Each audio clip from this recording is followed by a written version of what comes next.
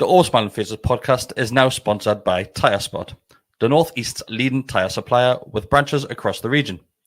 Tyre Spot don't just do tyres, they cover everything from servicing to wheel alignment. They can handle every aspect of your car's maintenance. For more information, visit tyrespot.co.uk. Enjoy the episode.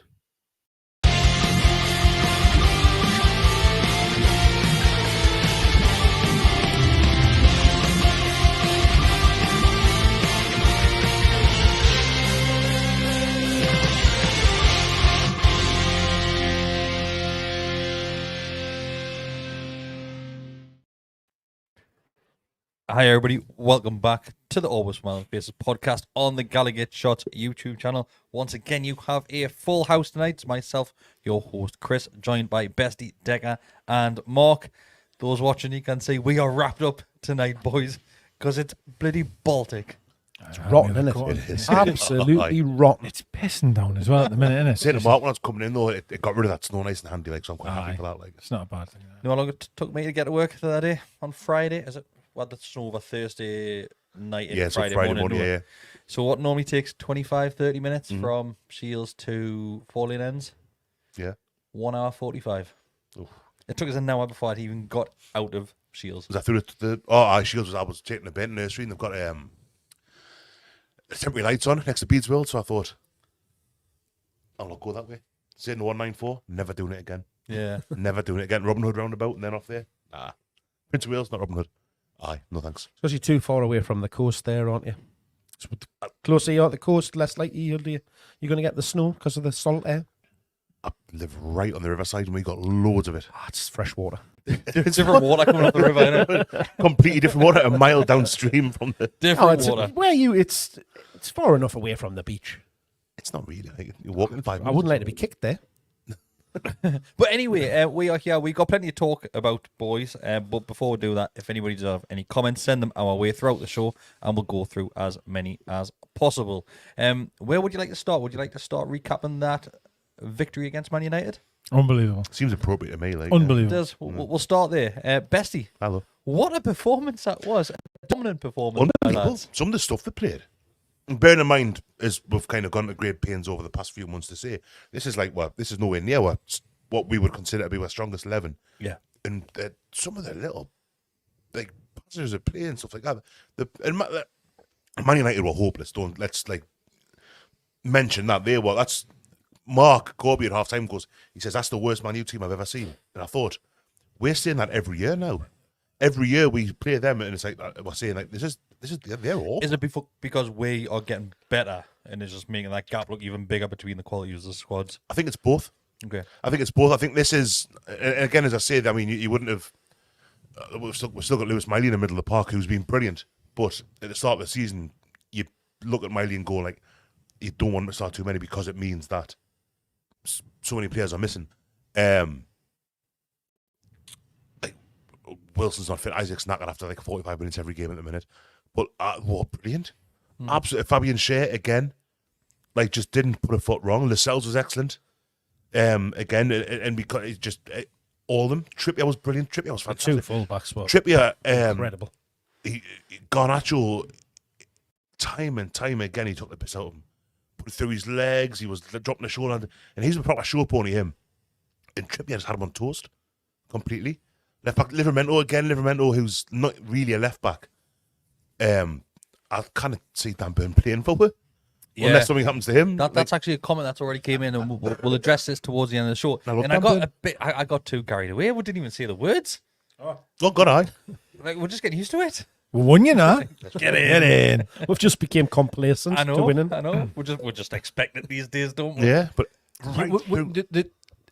To reference what you said about the squad, the team that we had out there, we shouldn't really be producing how well we are playing with that team. No offense to the guys, but like with that team, and with it being the third game in a week where they hadn't really been able to make any substitutes. That's what I mean as well. Sorry, it's 3 games in a row, like and not just like South Shields you're playing. Yeah, no offense, Shields from there, but you're playing Chelsea, Paris Saint-Germain away. Like to be able to have that intensity, it was as if we had 2 weeks off, man. On it. To mention the PSG game as well, they made no subs. And the chase, they didn't have the ball in the second half. The chase for the whole 45, 53 minutes as it was. More of that later. It's absolute testament to what Eddie Howe is doing at that club, because unbelievable. The way that he's got them training from a fitness point of view to be able to get through all of those games. Tactically, we absolutely battered them from the very start. They couldn't live with the way that we played, we were set up. Even though we really weren't set up to any different to how we normally are, it almost took them by surprise that we were playing in the way that we were with full backs, just getting so much space forward. And I mean, Bestie, like you said, they were terrible. They were absolutely rotten. And awful. To a man, every single one of them has given up on that team. During the first half, I noticed we had 10 minutes, which was constant. Then they had a minute or two. Then we had another 10 minutes. And that was like the pattern of the first half. I suppose the second half as well. But I noticed, or I thought about quarter of an hour in, I wonder if they are sitting back and waiting, like trying to stay tight, waiting for it to tire ourselves out, and then hitting when we're going to be knackered in the second half. And it just didn't happen like that. The hit were on like 92 minutes. Yeah. After they made a load of changes. Yeah. I think I'm not. I think it's the attitude of our players compared to theirs as well.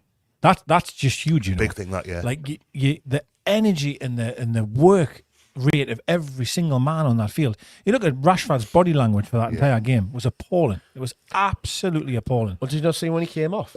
Yeah. He went and sat down on the bench, and the cameras picked up on it, and he seems to mouth, "What the am I doing here?" So I've seen that. There's a lot of Man U fans saying that.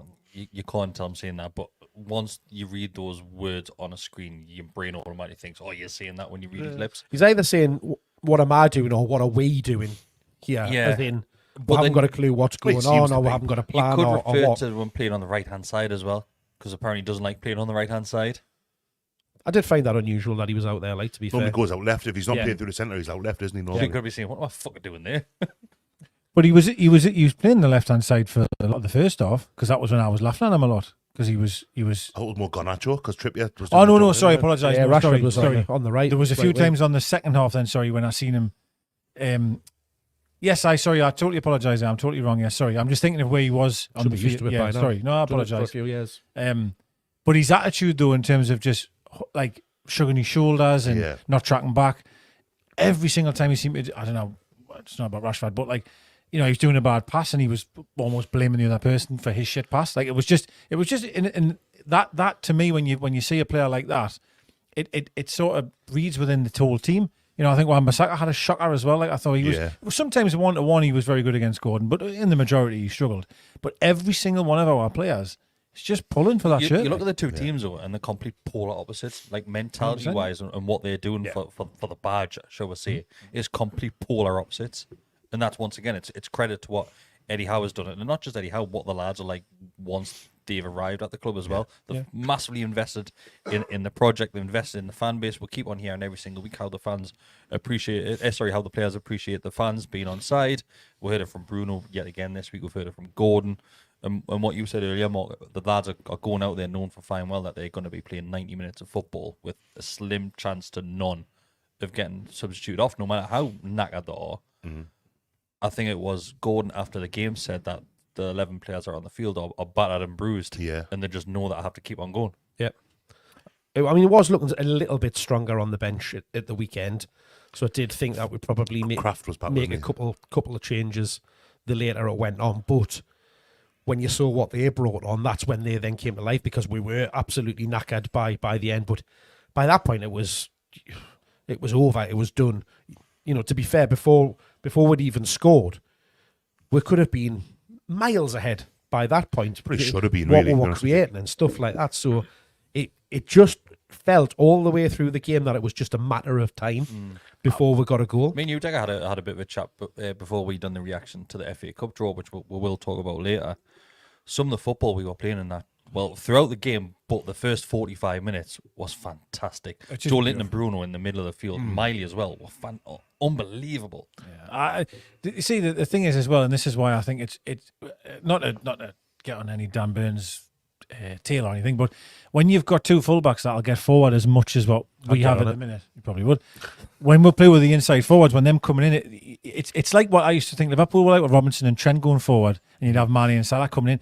You're just so overloading that side of the field. Yeah. And there's so many players that we've got are so comfortable in possession and run with the ball really well. I watched the game back again yesterday, and like, so many players can run with the ball. Like, literally, I would say the only one that isn't there's doing probably only one player that can't run with the ball. And that's not to dig him out. That's yeah. No, every player can get the ball and physically carry the ball. And I don't know how you can defend. So now, and again, we're winning the ball so high up the field as well. So high, so many times them got the ball and thought they had calm possession. Bang, someone got them hit.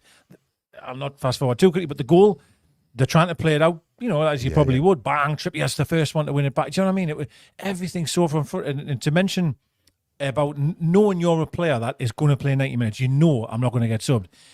You could forgive them for going, well, let's just, I know I'm going to be playing another 90 minutes here. Let's take it easy a bit. Let's just get our foot on the ball. No. So just 100 miles an hour from the absolute off. And it's just unbelievable. That first half was... They're picking the bits. Totally pulling the bits. You think the chances that Onana made a good save from Miggy. Yeah. Miggy putting over the top share, putting over the top trip. Hit the ball again. Yep. 2 weeks running. On about carrying the ball, that was when Shea picked it up just on halfway.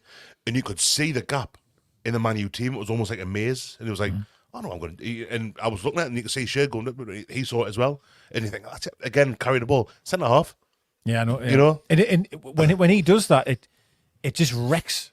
because someone else has to come out of position to try and get him, then that leaves someone open. Do you know what I mean? By having so many runners, and I've mentioned this for week after week after week, the movement of the ball from her is something I've never seen. Oh, and that's what makes all of these passing movements happening. The movement of the ball is unbelievable. They mentioned that on Match of the Day. Unbelievable. On Saturday night. I know there was one for the goal, and I don't think I've heard it mentioned yet, but where it was it Miley that plays it? No, Bruno plays it out with Trippier, and Miggy makes a run across. Again, it was Miley making the run for Miggy. On Tuesday last week, but this one was Miggy making the run, so it goes out Trippier. Miggy makes the run square, and it totally takes their fullback out of it. And Trippier's got the freedom, and again about Wan-Bissaka, the way Gordon just kind of he reads it. I mean, Trippier's in that area. I mean, he's literally a right winger most of the time. Yeah, you know what I mean, his delivery's wonderful. It's just amazing. There's He's so amazing. many times as well where what in that pocket of space, what you just highlighted, Bestie, where you'd normally find Longstaff. You know how he keeps on just dropping in that little pocket in Yeah, that's right. Coming into the box. But there was about 3 or 4 players each time just waiting just to drop in there. That's the key thing that we've got with this team at the minute is that you wouldn't be able to get away with playing Livramento and Trippier together in the team.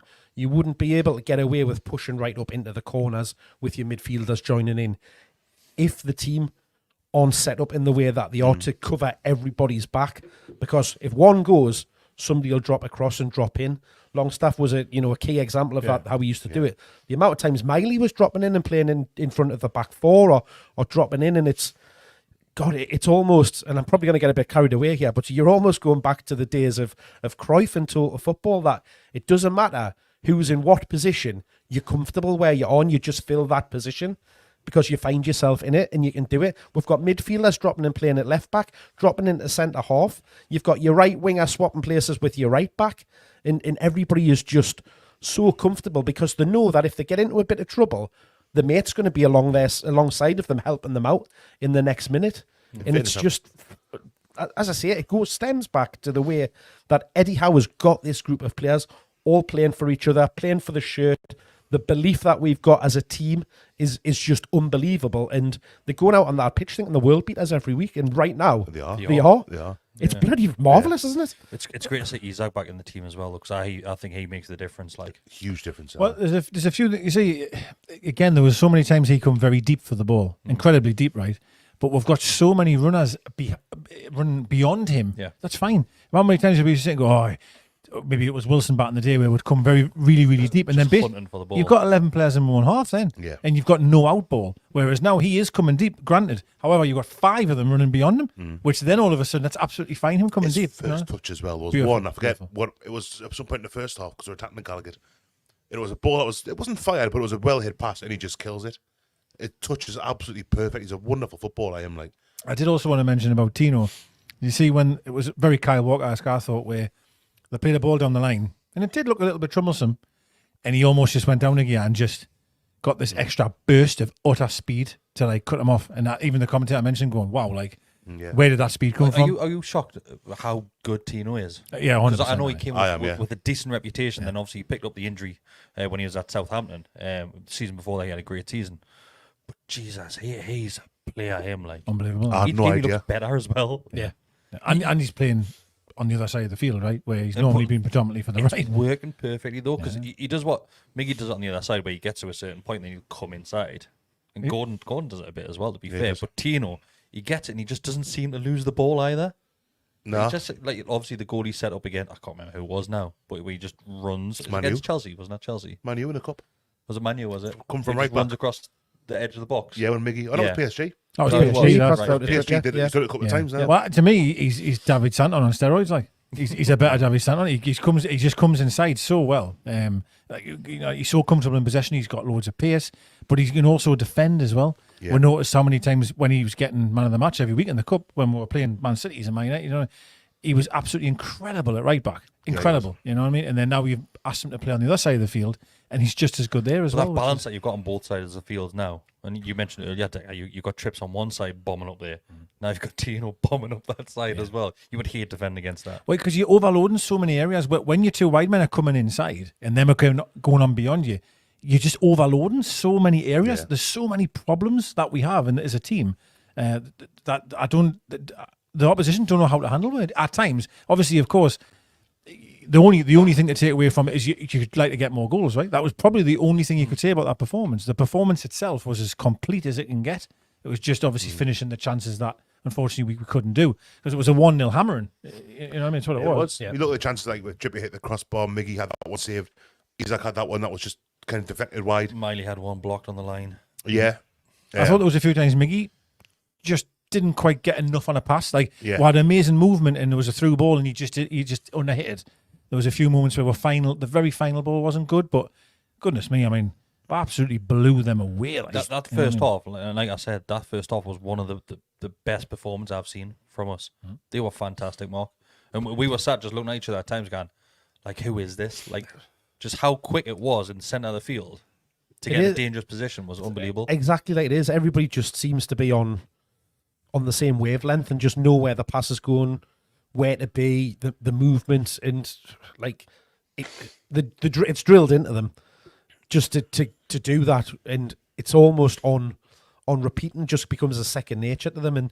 But like some of the movement was just fantastic. Little just triangles everywhere on the pitch, giving goes away, and like the pace, like we all know back, you know, a few years ago, we had one person to carry the ball and fall over it a couple of times. Now we've got, you know, every player's carrying the ball forward.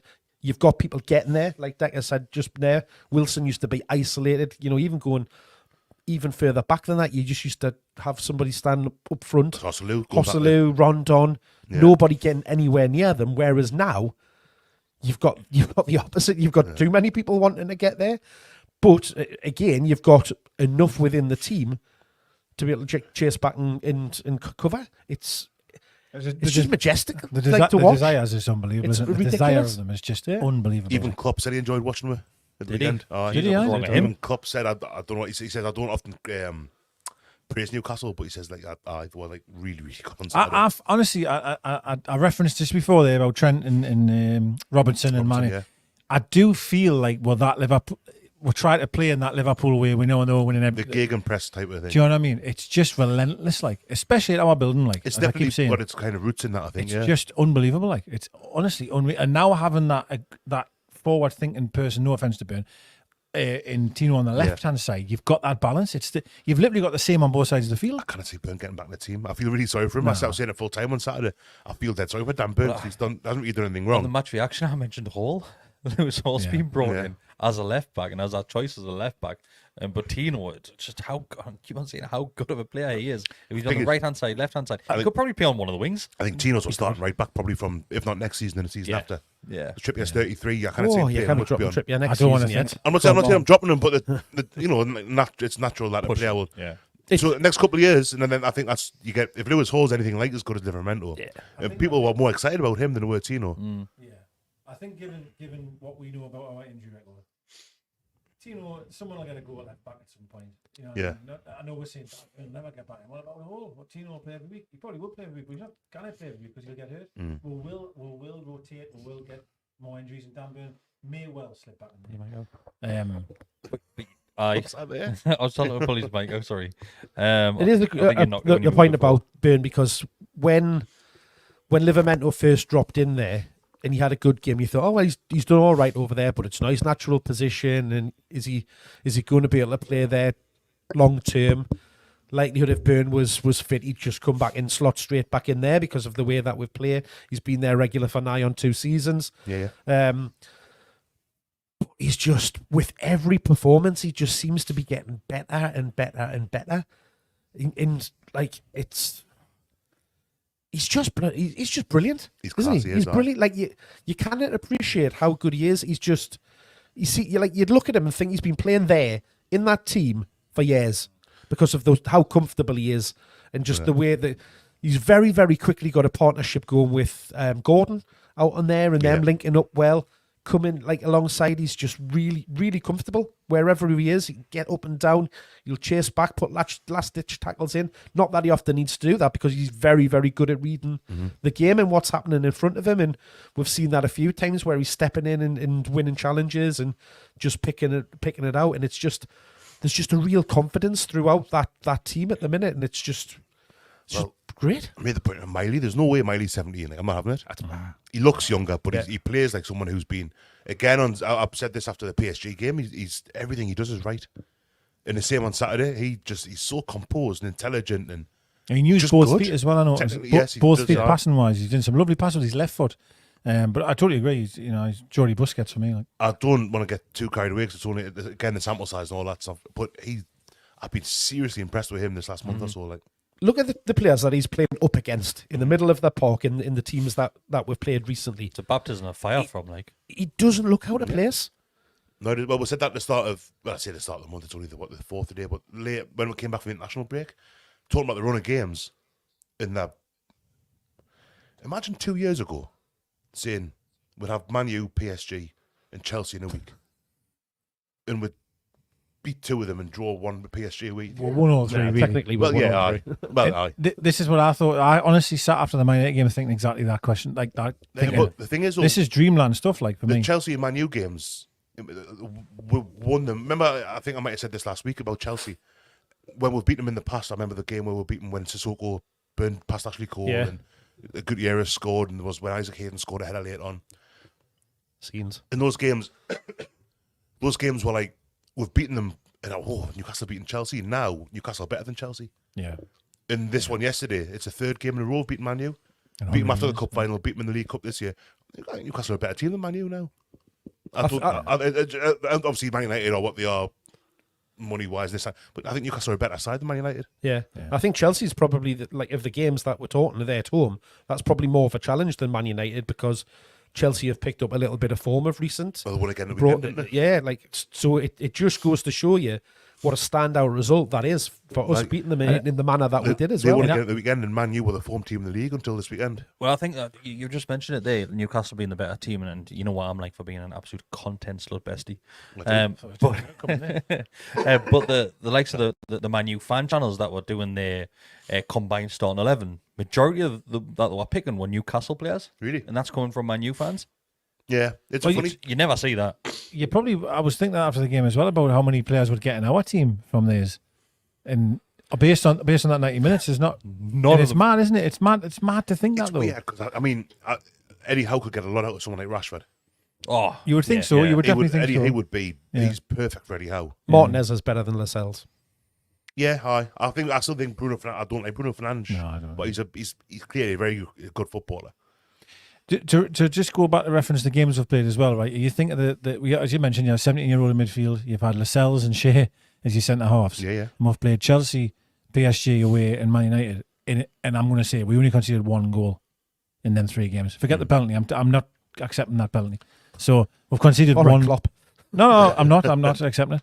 We've conceded 1 goal in them 3 games, and that's kind of like that. I find that unbelievable. Honestly, I do. Like, think Newcastle United, man. Like, yeah. We would get pumped 4, 5. Used to be that like them 3 games to only concede, and I'll say it again, 1 goal is unbelievable. Like unbelievable.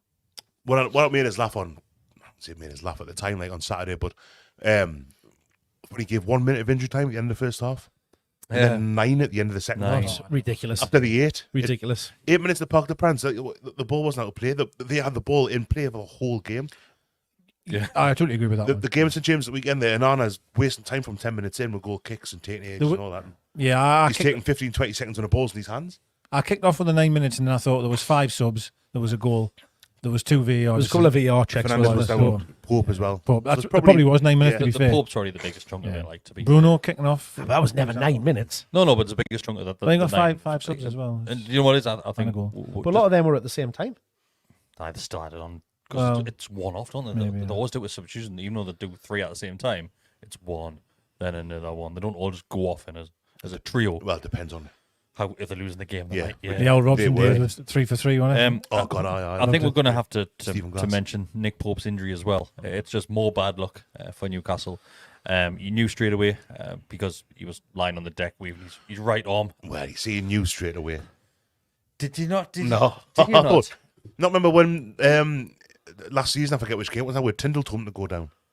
We've got a corner, and Tyndall's like, "Oh, Nick," and I thought it might be one of those, especially because it was at the end of it was just more the reaction from Pope, a period of their possession and all that. And I thought, because it was the shot. Well, he didn't need to make the. Ironically, he didn't need to go down because it was the one that share block. Yeah. That was going, I think, from was it Garnacho? Great block that as well. No, it was. Was it regular? Not regular. It's Spurs, isn't he? It was one. It was at Spurs though. Anyway, I forget. But yeah, he didn't need to go down. And even then, when you look at it, you think, well, I don't really know how he's. It must just be how he's obviously it's how he's landed. Well, you see it in the replay that when he's going down, you can see his shoulder like. But you see by the way he went off. The he's had a shoulder injury previously. I don't know if it's the same shoulder. Yeah, it is. I'd be very shocked if almost every single keeper hasn't had a shoulder injury at some point. Like, it's mad when you see how easy it's done, though, isn't it? You think he's probably done that 1 billion times in his career. Oh God, I through training sessions. That's what I mean. Literally 1 billion times, and then it's just hard. 2 in 1 season though. Yeah, well, 3. Did Burn not pop us out at the very start? Was that last season? No, he did his years ago. Murphy's been constantly technically. Well, I suppose. Yeah, but like his getting 1 through with Murphy, like that seems odd enough. But then for you keep at a go a couple of weeks later as well. But he was very good again. I think it's a huge loss. Honestly, I think it's a huge loss.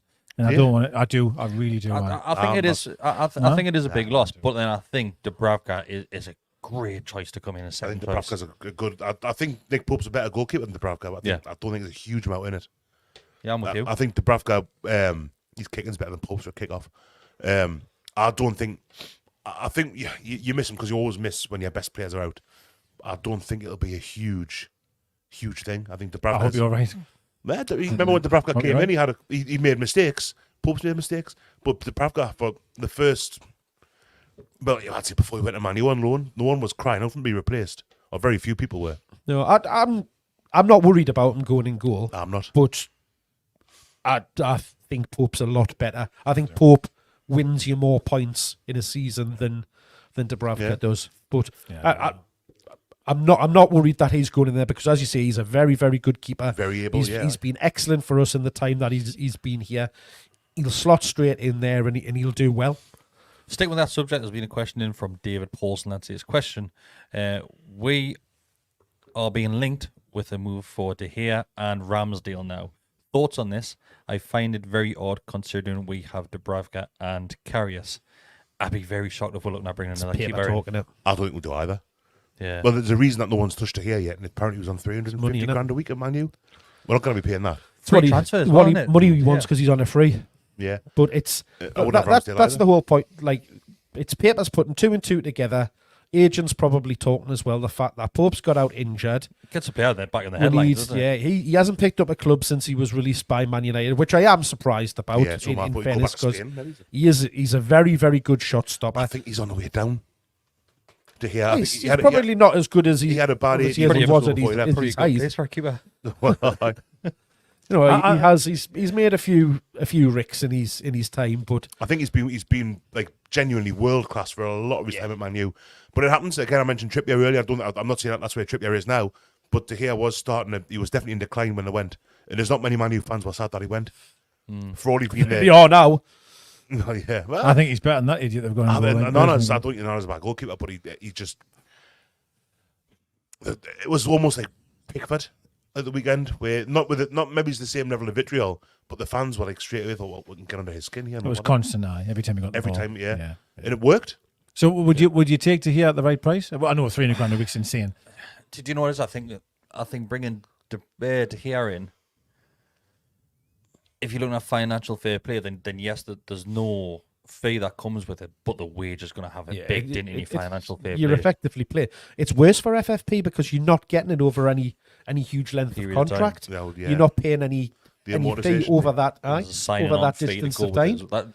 You say a free transfer, but it's not a free transfer. It's a sign-on fee. $350,000 a week. If that's hypothetically, that's what. Let's see what that's 700. That's 1,400. 1.4 million £1 every month. Yeah. So that's £14 million a season. I don't need to pay that for a keeper that's not going to be playing. But and then if you sign him up, Dubravka's on the bench going and Karius. Well, what's the point of me being here? Poor Mark Gillespie. No, he's living the dream. That bloke. I'll talk with Mark. It does send the wrong message for me, like because I wouldn't know. Where Dubravka is now versus where De Gea is, I don't think it's a significant upgrade. For £14-15 million a season, I don't get it. I don't say I don't get it. It doesn't appear to be happening, does it? Like, but I don't think it'll. Yeah. I'd take them more. So the more, not for £300 a week. I wouldn't. Do you think he's better than Dubravka? Absolutely, yes. He was. I don't think he's. Absolutely, I don't think he is now. Like, absolutely, yes. My opinion. He's certainly not better with his feet. He's terrible with his feet. People complain about Pope. Imagine what there would be like when De Gea was in nets. I think I would. I would take him. Like. I don't think it'd be worth the it wouldn't be worth that outlay. No way would it. No way would it. No. I'm certainly not saying that, but I don't think you'll get much more from De Gea than what Dubravka can give you. Like, I hope he's the right line. The only way for me that you do something is if you are going and signing a big keeper, your number one, not in stature. Definitely wouldn't be saying Pickford, would you? Because he's very small. His arms are. But like it would Ramsdale. You'd have to be said. Again, there's nothing between other than age. Ramsdale's got age on his side, but I don't think he's that much better than Pope. I think he's better than them at all. I think Nick Pope. As I say, age is probably the only thing for me that he's got on his side. I was having this conversation last week on Twitter, and aside from Edison and Alisson, I wouldn't take anyone ahead of Pope. That's why I think it's such a hard. Not the Premier League. That's what I mean. So we're saying he's the third best keeper in the league. For me, he is. That's why I think it's a huge loss. I still think I'd have Dubravka top 10 though. Possibly in the Premier League. Yeah, I don't think you bring someone in.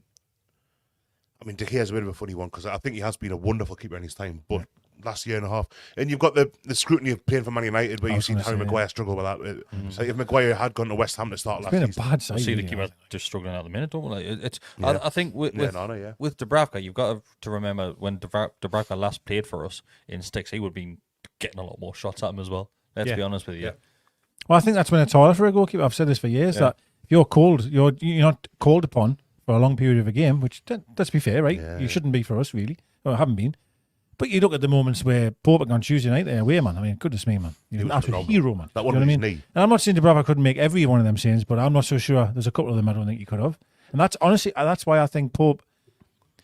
I am very pleased we'll have Dubravka there. Let's be very clear. If it was Karius now coming in, I'd be a hell of a lot more worried. And that's no knock on Karius, but I would be worried. Like I can't deny that. So Dubravka, I am really pleased he's there. Don't get us wrong. It's a hell of a second goalkeeper to have. But I honestly think that Pope, we've got one of the best defences in the league ever. Last season was amazing as well. And Pope is a huge part of what that is. He is. And that's why I think losing him's a lot bigger than that. Because and rightfully so in one sense, everyone said, well, if we're ever going to get another injury, it's Bristol Belt as a goalkeeper. I've got loads of them. Everyone's been saying this. I hope that doesn't come back to bite with that feeling of blasé. That's all right. It's got Dubravka. 33 days time. I just feel that it just has, well, exactly. But I just feel like everyone's like, oh, it's all right. It's just Pope. It's fine. We've got Dubravka. Almost as if that's all right. I'm maybe on the other side of I think it's bigger than what people think. But again, I think that's testament to how good Dubravka has been for us, is that people have got that memory of what he's capable of doing it. He's time served. It's not like some young kid who's coming in, having made like 4 or 5 championship games. He's played a couple hundred games for it. He's done it for the most part very well, I think. Like Did he come in the January? Yeah, Yes, he did on well. loan. Against Man We U. brought him in on loan. Unbelievable. We played Burnley at home. We didn't play second on January 31st, 2018. If I remember right, his first season for the club, he was fantastic. Brilliant. His Yeah. debut, Man His U at home home, was was when unbelievable. Matt It Ritchie was, scored. Unbelievable game. Unbelievable. But that's when he's called upon 57 times a game. You know, Yeah. to be fair, you know what I mean? Well, the When clip we was- played Spurs at Wembley, it was he ain't touched the ball once. He let it in. It was terrible. But that's just one mistake. Every keeper does a mistake. Every goalkeeper Yeah. does a mistake. There's been times this season where we've sat and looked at Nick Pope and said he could be doing a bit better. It's just what happens with keepers. But Pope was getting abused last weekend for his kicking. 9 days ago, people haven't gone. You could hear the Gallagher, the noise them for Nick Pope because his kicking wasn't great and it wasn't great. But You get we've better. gone from the Gallagher being nervous on Nick Pope's kicking to all of a sudden that's it. We're dropping out of the top 10. We're finished now. Yeah. It's mad. Nick Pope's an excellent goalkeeper. I don't think the Bravkas as good as he is, but he's not that far behind. I don't think. I think the three Time will goalkeepers. tell. The three goalkeepers. We've got four, but like, Gillespie notwithstanding, I think Pope, Dubravka, and Karius. There's not a stronger three goalkeepers than the Premier League. Karius has We are got lucky in the that strongest respect. third choice goalkeeper in the league at the minute. I kind of, unless Scott Carson's still at Man City. I think Yes, yeah. people would be if he got a run of games and got that match sharpness back and stuff like that. He'd be Karius. he'd I've no be a doubt. starting keeper in a lot of teams. People's memories are tainted by that Champions League final, and it was dreadful. Don't get us wrong, but He was brilliant for them it before that. would have affected him. Yeah. But at Wembley in the League Cup last season, I don't think he played badly at all. He was unlucky for the bottom own goal. He just looked sorry. He had a bit of a funny start. I thought he looked a bit nervous. Rest of the game, he did nothing wrong at all. Karius is all right. But I wonder who's going to be on the bench now then. How many goalkeepers are going to have on the bench? 'Cause Best team making a Yeah, goal. Bale, Bring your I've gloves got in. him. Oh, I've it's got me not good for the card, and Gillespie, is Gillespie registered in the 23? is he not counted as being homegrown? He'd be homegrown money. He might be like. But then, can he get the Champions League squad? No, but he's No, still he's got to be not. named in the Can't, Premier can he? League squad, though, doesn't he? No, not if you're homegrown. I don't think you do. Ah, but aged, is that not under a certain Maybe. age, though? Yeah, And possibly. he's 49 or something. Older than you. I was going to say you were schooling, weren't you?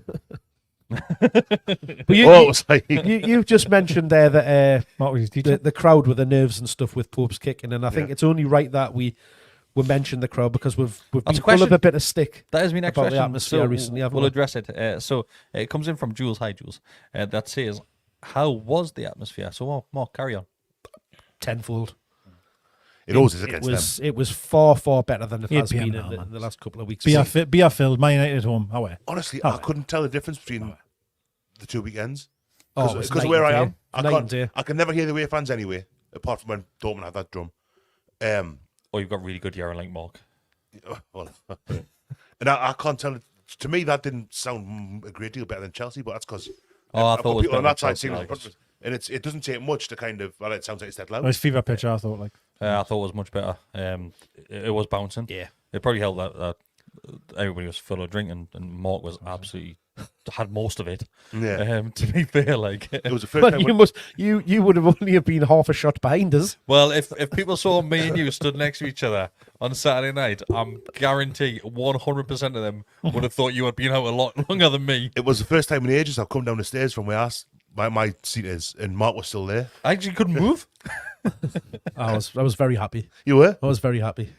Yeah, it was an error not having anything to eat on Saturday. Like, I had no, they old classic. I had a festive bake in my pockets for half time. It was just A so. festive bake. Aye. Do you know what would be good if the rails in front of you that put like hot water and then you could have warmed your face. That's exactly what I've been saying. Yeah. I've been saying That's why exactly I said that. it. That's what I'm saying. Get them plumbed.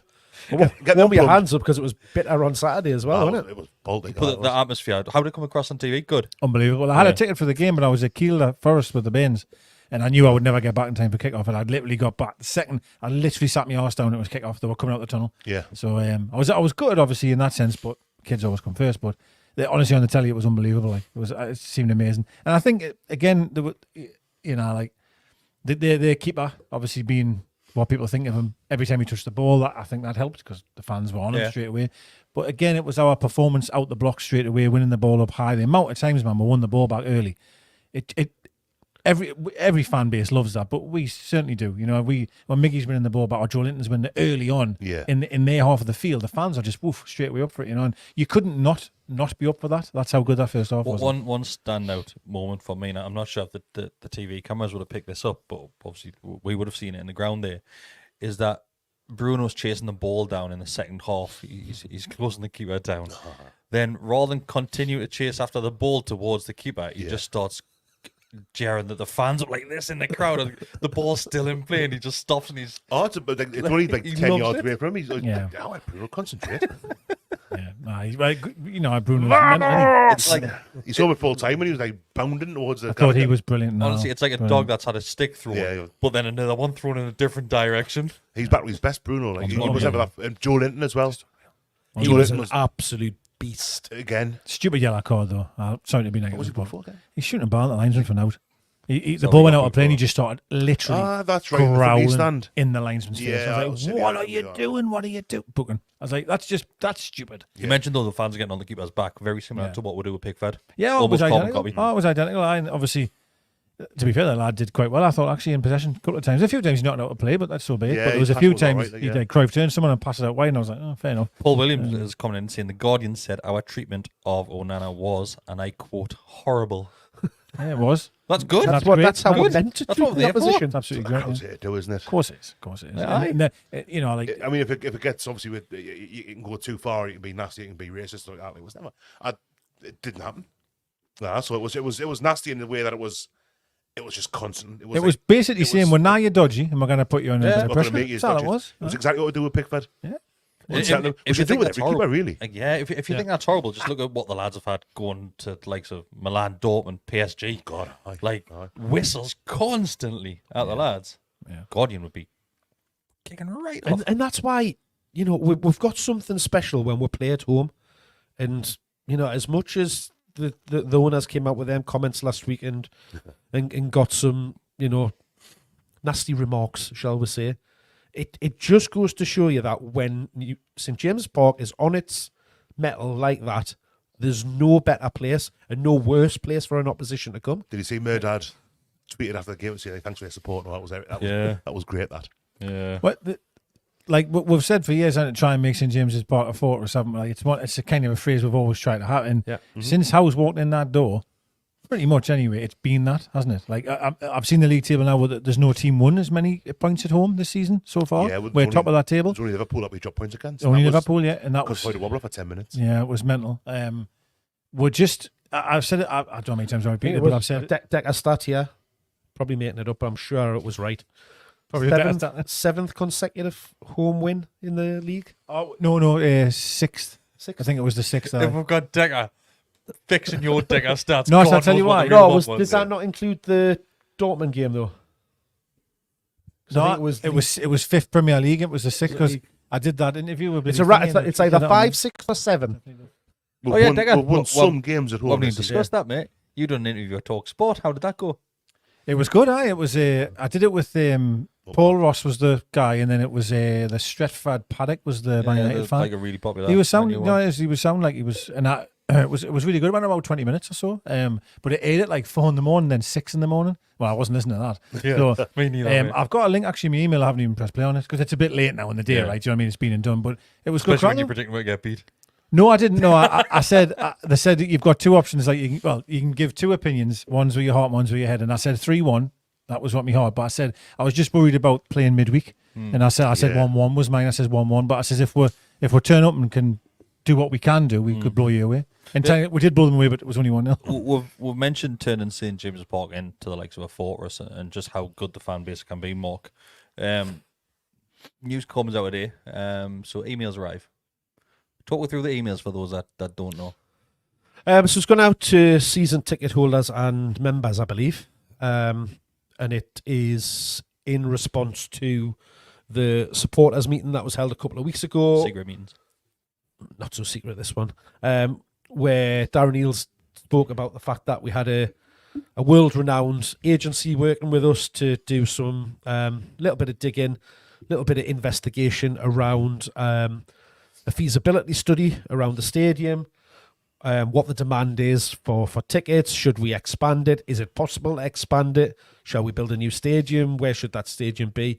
Etc. etc. So it's all stems from that. And there was a series of questions around what's important to you about your match day experience, going there, the availability of different ticket types. It had information in there around some of the Corporate. the newer stadiums, like the likes of Arsenal, Spurs, City, etc., where they've got certain areas there with the pitch side stuff, the tunnel stuff, different types of boxes. So obviously at Newcastle, we know we've got the executive boxes kind of around the Leazas and the Milburn. The sporting clubs and stuff, we've got obviously the 2 new corporate areas in the Leazas and the Milburn Gallowgate corner. So it was introducing people's thoughts around there, whether that would be something you were interested in or not. It then looked at your thoughts around redevelopment of the current stadium and whether you thought we needed it, what needed to be focused on. Was it things like the food and drink, the vending situation, the club shop, how much time you spent at the ground before the match and after the match? Those kind of questions. So again, looking at the hospitality side of things and the food and drink concessions, asking around what sort of things you'd like to see there as well. So again, thinking of some of the newer stadiums where like Spurs have got like Brewdog in there and got sushi restaurants, Beavertown, all of that kind of thing in there. And so with the club releasing this, right? And I get members and non-season ticket holders will probably go down, I might be wrong here, and apologies, but they might go down the path of new stadium, because new stadium means bigger stadium, which means more chance of getting a ticket. And I would imagine the majority of season ticket holders would probably be the other side of things. It asked you both. So it talked about like where your preferences would lie, what you would rather do, why you thought we needed to extend the stadium, if you did think we needed to extend it, etc. And then it did talk about a new stadium. Yeah. And there was some telling questions in there around where should that stadium be? Would you be happy South to Shields have would be all right. Would you be happy to have a new stadium built if it was on the plot of where we are now? So basically, it's St James's or within 5 to 10 minute walk of St James's. Would you be happy to walk 15 to 30 minutes? Still within the city centre? I can't remember those questions. Definitely ask those questions. Would you walk 15 to 30 minutes within the city centre? Again, if it was a new stadium, or would you be willing to walk more than 30 minutes? Was that to do with bars? No. Well, it asked you both around stuff like that. But yeah, on the stadium, it was particularly around if a new stadium was being built. So how far would you? There's a lot of people mentioning new stadiums and what a new stadium would look like, right? And I get why the likes of a lot of the London teams have done it. Right? I get it, right? Because of the foot traffic that you're going to come from the tourist aspect of it will be very, very high. Me as a local match going fan, no matter what is in that stadium beforehand, if it's bars, if it's shops or whatever, I'm not going into that ground earlier with the city centre that we have. I'm not doing it because we know for fine well the prices would be sky high, and I'd rather just stay in the local pubs, have a few drinks in there, than go into the match like I do now. I don't get why fans want this big new fancy stadium. Like, as long as the lads are delivering on the field, I don't care the majority of people want a new fancy stadium because it'll have more seats. Exactly. That is the top and bottom of it. And if that is why you want a new stadium, you can put that as your. But I know a season ticket holder who wants a new stadium. Mental that though. He's got a season ticket. And that's why there's different opinions around, because it depends on what is important to you. Like, I'm the same. Like, for me, the important thing about this stadium, and I'd be open to getting a new stadium, providing it was still in the heart of the city centre, because that is what makes this club special. I think it's where could it be? Very, very poor. Yeah. Well, then, it's not even that best. How many times have we seen in the last handful of weeks that because we're doing so well, expectations change and the atmosphere is dipping because of that? Move us into a different stadium and the atmosphere goes completely. The thought of it makes me blood go cold, to be honest with you. Like, I do not want to move out of St James's Park. I'm with you. Arsenal have struggled for years with their atmosphere.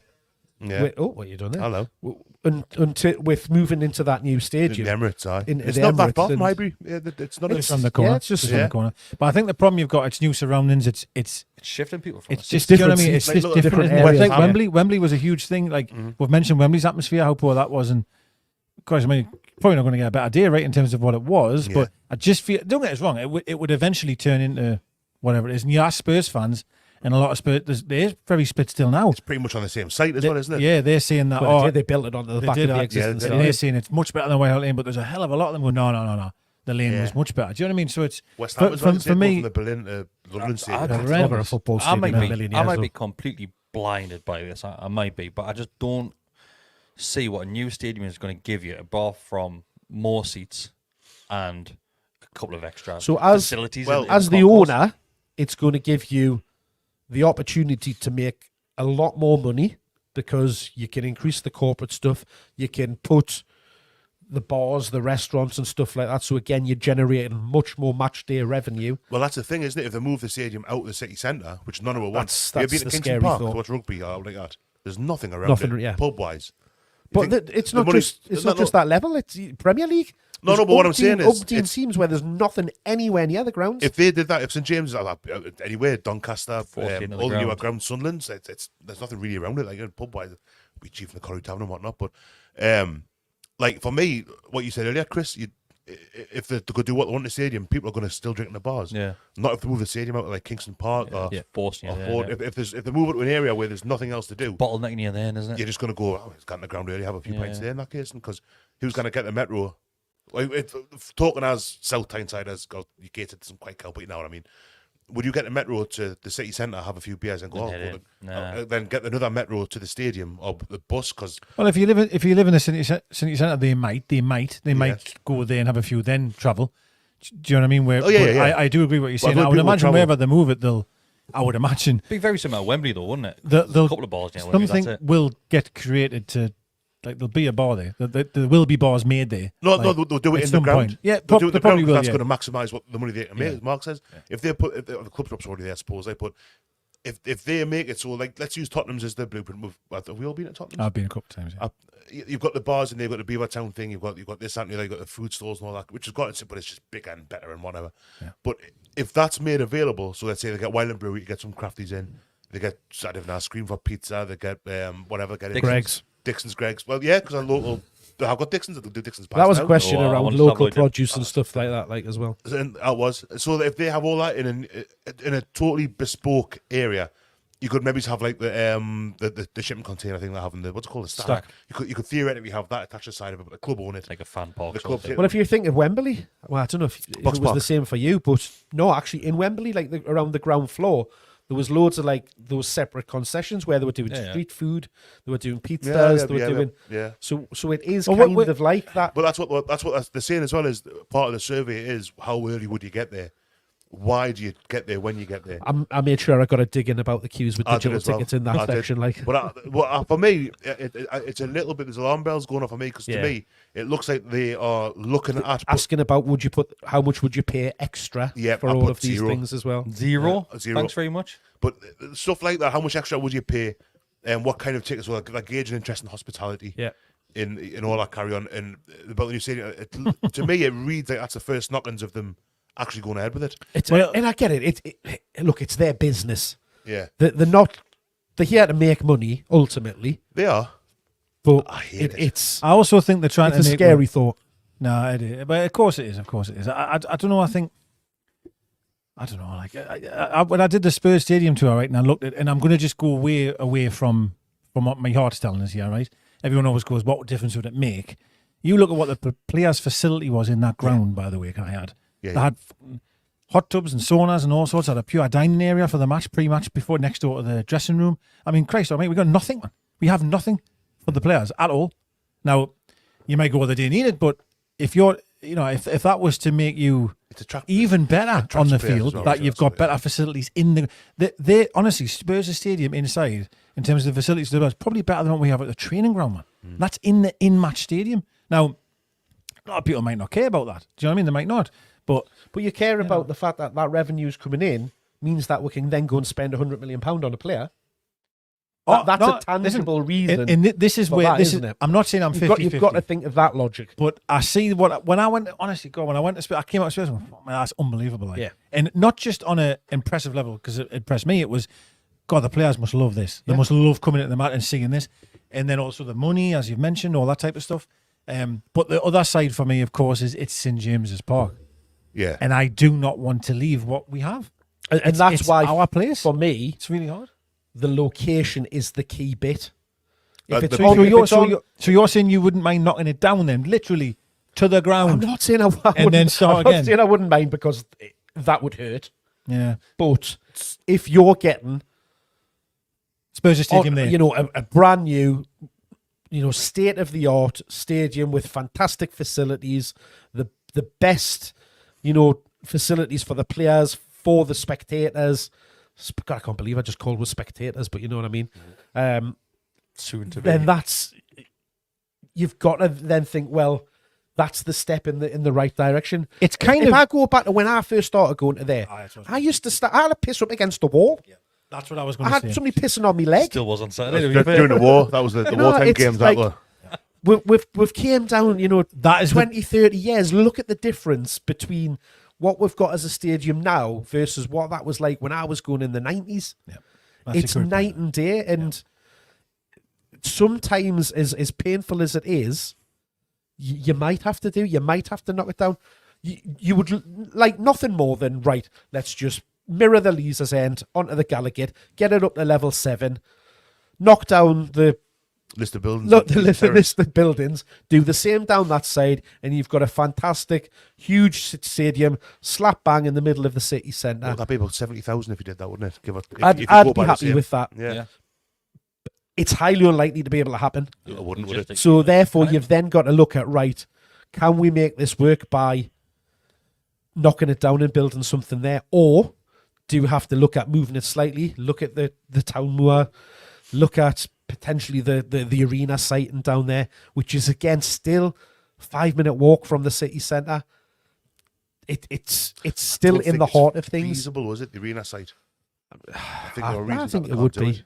Sure, I've read. Well, they haven't been. It's. I think it's owned by Miller Homes, and it's been like owned by them for years and years, and they can't build on that because of diesel leakage and stuff like that from when there was storage on there. But that was for people having habitable living in houses and stuff. If you're going to just completely excavate that area and stick a massive, 80,000 seater stadium on there, you're still able to get to there from the centre of town in a short walk. It's still got all of your facilities on the doorstep, and technically it's nearer for us.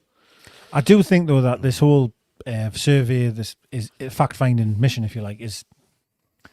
I feel like they're more wanting to move. If I'm honest, I'm taking it as that. Like, yeah. in my, I shouldn't say this really, but They were very clear at the supporters meeting that that's not what it was about. It was about investigating all avenues.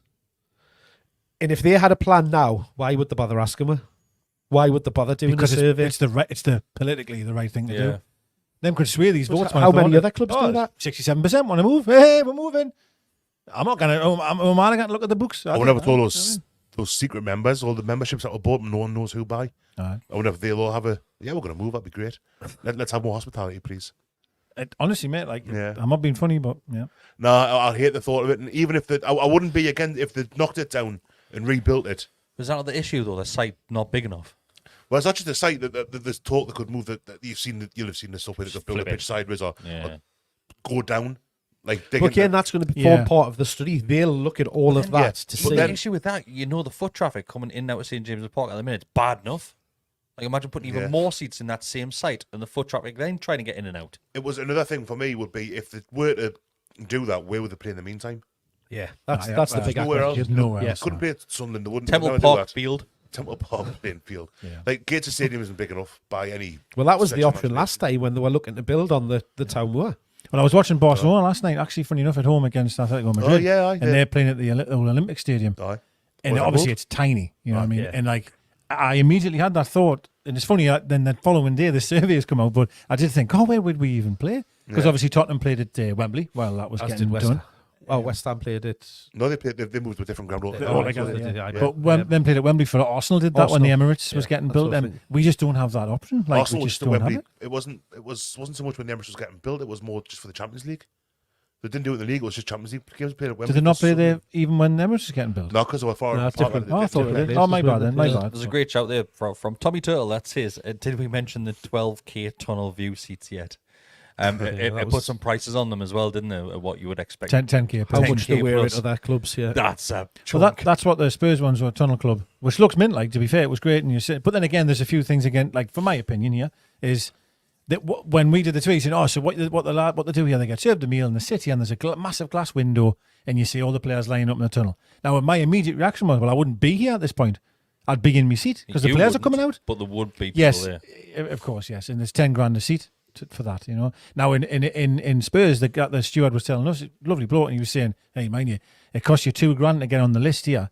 That's for nothing. That's just to be on Just the to list, get a foot in the door. and then you may get offered a seat, and it's $8,000 after that. So you're paying $2,000 a year to be in the ballot, basically, and we all love a ballot, but basically that's what you're paying $2,000 to be on just in a list here, and you get nothing for it. Now, I'm not saying we do that. I'm just saying what Tottenham are doing. That's for their Tottenham club. Honestly, at this moment in time, that demand isn't there. It's a huge risk to take. Yes, we've had a great couple of seasons since takeover. Yes, it has, but it's such a huge risk to take so early on in the new ownership. I absolutely agree, and I just wanted to mention the rooftops thing. In the corner. I suppose we know. Do we know how that's selling? Do we know? Like, No It idea. always seems to be. I don't think there's many seats in there, to be honest with Okay, you, because when they okay. come It's out, that old balcony bit, isn't yeah, it? it's all balcony, so they'll shut the blinds down, so obviously you can't see it because you're not allowed to watch the game from it being inside of it. Okay. And they'll come out and there's not many seats. To be fair, I would say a couple of hundred thereabouts. Right. But then if you look in the other section, the wings, as it called, Wings. And then he's that yes, it fills, but it takes a while to fill after Particularly after half time. Yeah, it like- takes a yeah. while because But everybody's inside. Yes, it's just so expensive though, isn't it? And my biggest fear is that the price out, the what's the best word I can say here? I don't want to say comment sounds awful, doesn't it? No, But it's no, right, no. though. the- That's what I mean. everyday fan. Everyday fan. It's a better I don't phrase, care yeah. if they have 100,000 corporate tickets, providing the people like us who want to go to the game, the working class. It doesn't have to be working class, it can be middle class, I don't know, whatever. People who want to go, Newcastle fans who want to go and watch Newcastle. Can If they're building this massive super duper stadium, build it, make it big enough so that people who want to go, fans, can go and watch. because it would be a piss take if they I turned know. around and said, "Yes, we've built this 90,000 seater stadium, but there's still 50,000 Yeah, seats for yeah. fans." Like- Which it never would be, but I Yeah. totally get the ratio of what you mean in there. So if you say it's 80,000 and there's 25,000 not corporate, well, you're not really. There's We're no improving benefit by there. 10,000. It's not very much, Like, is it? Do you know have what I mean? a million corporate tickets for me, providing that the Yeah. Enough for proper everybody fans, in else. inverted commas, are catered for. Who, in the just paying a reasonable price to go and watch football, like we have done. But current Forever. demand would tell you we could easily fill a 60, 70,000, if not more, Yes. Yeah. seater Right stadium now. right Right now. now. Absolutely. Yeah. Right. And that is with your everyday fan. We have been going for over an hour, so there's one more talking point I quickly want to go through. And obviously, it's the FA Cup draw against Sunderland. I've already spoken to you about it, Decker. Bestie, Hello. initial thoughts on it? I never want to play them again. I was the same. I just don't want to play Sunderland. What if we got? I kind of been 24 whatever hours since the draw, and one of my mates made a really good point straight away, Kieran, who says like, if we win, then they are the kind of it's all that Saudi money. They're the plucky underdogs, the everyman team that come up against the kind of state-owned behemoth. And so even if we put like 15 past them, well, good out Sunderland for having a go. And if they beat with, then it's what it is. There's only one We've loser. been there before. There's only one loser. I read this thing on obviously being on from Shields. I've got a lot of Sunderland supporting mates. And I'll be honest, the people I've spoken to, my next door neighbour was big red and white, and he was around hours earlier to help him out with the boiler. And he was like, Get that guest tested if I was I you. don't want to. Oh no, he didn't actually interfere. He was like, I don't want to. He says, well, get high enough. He was like, but I was reading this thing on Facebook again because I've got a lot of red and white mates. And this thing from Roker Report was shared in my timelines because of algorithms and whatnot. And this baffling thing I read where it was like, well, have a chance to show them that our players are better than their players and all that. I'm reading this thing and like seriously, it's just Outrageous. And they call us delusional. it's madness. Well, I've also heard a lot saying when they taste our atmosphere, they haven't played in an atmosphere like ours, and I'm like, the lad. That's right, because our fans turn up and support the team. It's literally like it's like a cauldron in our building. Now, of course, they're for us. I get that, but it's still a cauldron of atmosphere. Yeah. They've played a PSG away midweek. You got 17-year-old. Played at San Siro a few weeks It's ago. And that, absolutely fine. Like, you know, a few Greg's rappers ain't gonna scare them. You see know the one what I on mean? Twitter Like, was it's not a Rando, problem. Like, or what might have been not so local hero, but a thing where someone put it was someone breaking someone's leg basically, and it was Dan Neil after Tony Mowbray's told him not to do anything too daft on Bruno. And I think it was Josh, not so he says, Bruno managed the PSG midfielders couldn't get close to him. Some of the league players are going to have a chance, like, so it's mad. But I don't want to be too, because I know, it's anything can happen, mate. Anything can happen. All the lads I speak to go about Sunderland fans I speak to, they'll say, like, oh, we haven't really got a striker because Ross Stewart's got to Southampton. We haven't got this one, it's a good young side, but and their form isn't great at the minute. No. I watched a little bit of the Millwall game they played on Saturday, and the standard's atrocious. It's rubbish. Yeah. But, it is best. But Sheffield Wednesday were. It's a derby, and everything goes out the window. Not even a derby. We've played 2 FA Cup matches under Eddie Howe. Both have been against lower league opposition. We've lost them both. Yeah. Oxford and Sheffield Wednesday last season. And do you know what it is, right? Mark, I'll come to you with this one. Our players will be up for this as well, which, yes, you want to see. But with the likes of Bruno and Joe Linton on the field, it worries you a little bit as well. Bruno and Joe Linton Fabian Shaw as well. Going to be... I might put my mortgage on Joe getting around. Well, they're all playing their first. I think it was only Lascelles that Lascelles was the only one. We went. Me and Dick had done an actual. We've done a reaction to it. Lascelles started. The one at St James's or Stadium Light. St James's. I didn't go back to the Stadium Light one, but Lascelles was the only one in the starting 11 and the subs bench that's still at the club. Well, still played and featured in that game to this date. I mean, I seen Luke O'Neill playing centre half again. He's a midfielder. Playing centre half, and I remember him from Netflix. Yeah, he's in for a long afternoon. Like he's so if I can keep the lads fit. If they're fit, if you've got Trippier, Bruno, Gordon, imagine Wilson coming back for it. He'd be all right. He'd be fine. Wilson will be banging for someone like that. Imagine if it was at home, though. Eh? Regardless, irrespective of everything we've just said, I don't want to play them because it's just I hate it. Absolutely. I mean, I said this when it came out. It'd be nice to battle them, though.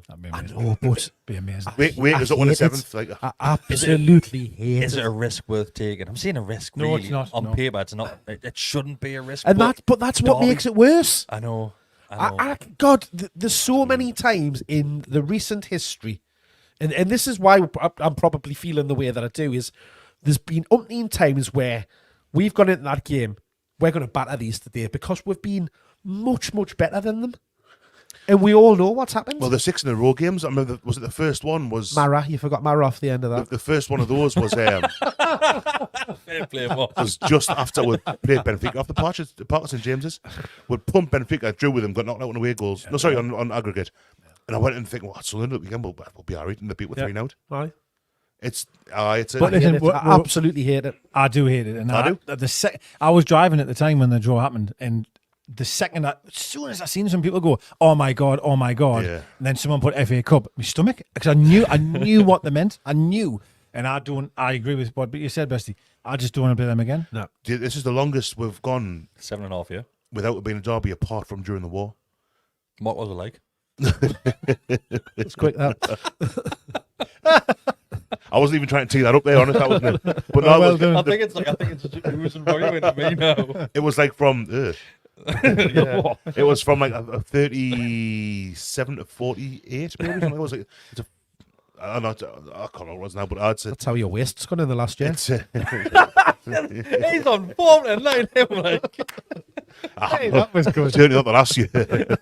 15 years ago that happened. Well, love each other, everybody. This is why we're sitting so far away from each other. So. It's for balance. We're sitting on a plank or what? If we were both sitting on that side, the building began now.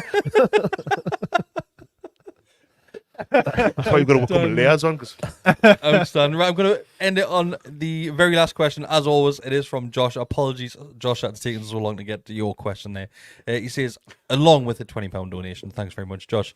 He says, hi lads, hope you're Josh well. Was at the game at the weekend as well. He says, I'm still not over PSG. VR needs to go. I haven't even touched on that, but that's too many bad memories. That it's for you, Decker. It's a question directly for you. Okay. He says, which referee screw job was more controversial? So the decision against Paris to award a penalty in the last kick of the game, thereabouts, or Earl Hebner against Bret Hart. Yeah, well, Earl Hebner was only told just before the fight, before the match. Sorry, but yeah, this is true. What Bestie said, by the way. Is it not all choreographed anyway, though, wrestling? No, but this is what the problem. This wasn't. This shouldn't have happened. But they screwed Bret Hart. Go off script. Off script, aye. Explain what happened. So Very briefly. how can I do it briefly? Yeah, Bret Hart was leaving. He was going to be leaving to go to WCW. He was the WWF champion at the time. The Hitman Hart. Hitman Hart, yeah. Bret the Hitman Hart, yeah. Best ever. And he was fighting Shawn Michaels, and the plan was Bret Hart was going to win. He was in Canada and Montreal, his hometown, blah, blah, blah, blah. And the Vince McMahon decided to screw him because he didn't want him leaving WWF with their title type of thing. So Shawn Michaels put him in the sharpshooter, basically Bret's own move, and then Vince rang for the bell, just called the bell, and then called for the bell, and Bret Hart lost. The spit, if you just Google it, if you just see the spit, he spits at Vince McMahon right in the eye. It's right in the eye. Oh, the disrespect. It's unbelievable, eye. Wow. And Earl Hebner obviously rings it, and he just runs out the building. He just runs away. But we're going PSG. PSG is definitely worse, yeah. Where do you It's get the mad minutes that from? there's been like I know. at least 3 identical handballs. There was 2 in our game. In that game? Well, was there two was one, in there was my one in like the first minute on Saturday night, wasn't there? Yeah. Oh, when he kicked it off his own He hand. kicked it off his own hand. Like you don't see it happening when there's been that many since. I last still Tuesday. think the referee had an amazing game. Best referee in the world, apparently. I thought he was excellent in the game. Balls all about the end. I'm still convinced, and obviously I'll never know. I don't believe them give him the image that we seen. I'm still convinced of it. If he had honestly seen the ball hit, I don't think he would have given that. I don't. Think I heard people that were there saying that the stadium announcer was having a go at him during the VAR checks and stuff, and It was all game. I think that's incredible. That's allowed. Like, Yeah. It was basically on the PA, like shouting penalty. Was the fans? The give it and fans all had that. the It's PA the ultras. system, wasn't it? Yeah. I is that think, right? Yeah. I think Basically, he, not cricket, ultras that, like. get the crowd going through the tannoy, through the PA system. I didn't know that was the case. Wow. I don't think that referee swayed by that. Like, that's my opinion. I don't. They I'm were not saying it's nice to straight handle. around him again, mate. Oh, They did aye, it all of night. course they were, of course they were. But I honestly don't believe that he was showing the footage that. I think he was showing the one where it hits his arm. It just look, it's a still and hits his arm. Whereas we then after it, we then got shown the one where it was the other side where you see Got the his chest. foot. I don't think he actually seen that footage. Ali That's McCoy my was opinion. absolutely Really? furious. Great, wasn't he? He was the next He day. was now. absolutely hopping mad. Jermaine Jennis as well. Janus was Yeah, well, was, mate. yeah. He done it for TNT, kicked off on there. Then he woke up early for Talksport the next day and kept on going. Putting off Ah, there. of course, I haven't man. got a dog in either fight, but it was a disgrace. He was just going absolutely. Excellent there as well. Married a son last. Aye. Because I think There's not a single person out there, except maybe Kylian Mbappe, And Arsenal fans. that has said Yeah. that should be a penalty. then what out, man? Even Mackems was saying that's never a penalty, Yeah. Yeah. but then said it was funny, But yeah, Fair anyway, which they would. That's fine. is us done. Thanks everybody who has joined us live tonight over on YouTube. There has been almost 400 right away from start to finish for that one as well. So thanks very much. Like the video, become a subscriber. It costs you nothing to do that. If you want to give an extra bit back, it is just $2.99 a month to become a member. You get early access to videos, you get more videos, and you also get access to the Telegram group. If you are listening to the audio, just give us a 5-star rating. It means the world to us. Thanks very much, everybody. See you next time. Ta-ra. Bye.